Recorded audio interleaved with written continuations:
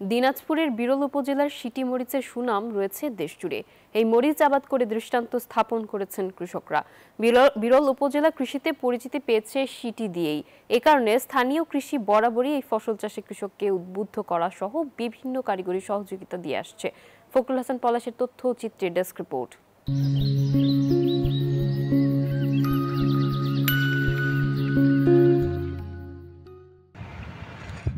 এক থেকে 1.5 ফুট উচ্চতার গাছে থোকায় থোকায় ঝুলছে সবুজ রঙের মরিচ। এ যেন কৃষকের স্বপ্ন। দিনাজপুর বিরল উপজেলার 150 বছরের ঐতিহ্য সিটি মরিচ শুধু দেখতেই সুন্দর নয়, এর ঝালের খ্যাতি রয়েছে পুরো দেশ জুড়ে। ঝালে সমৃদ্ধ এই সিটি মরিচ দেখতে চিকন ও লম্বা ধরনের, স্বাদ, রং ও সৌন্দর্যে বাজারে ভোক্তাদের কাছেও পছন্দের। এই মরিচ আবাদ করেই কৃষকরা পরিবর্তন করছেন তাদের ভাগ্য। মাস 2 লাগবে মরিচ আবাদ করতে। কলি মরিচ মনে করো 2-3 বার কলেই মরিচ ফলন ভালো হয়েছে।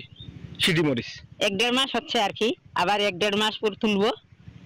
এগুলাকে সিটি মরিচ বলে। আমাদের এখানে এগুলা মরিচ খুবই ভালো হয়। সার পরিচর্যা চলতেছে আর কি। এই আল্লাহ দিলে ভালো দাম পাওয়া যাবে। স্থানীয় কৃষি কর্মকর্তা বলছেন, বিরল উপজেলা পরিচিতি পেয়েছে সিটি মরিচ দিয়েই, তাই কৃষকদের বিভিন্নভাবে এই চাষে উৎসাহ সহ কারিগরি সহায়তা দেওয়া হচ্ছে।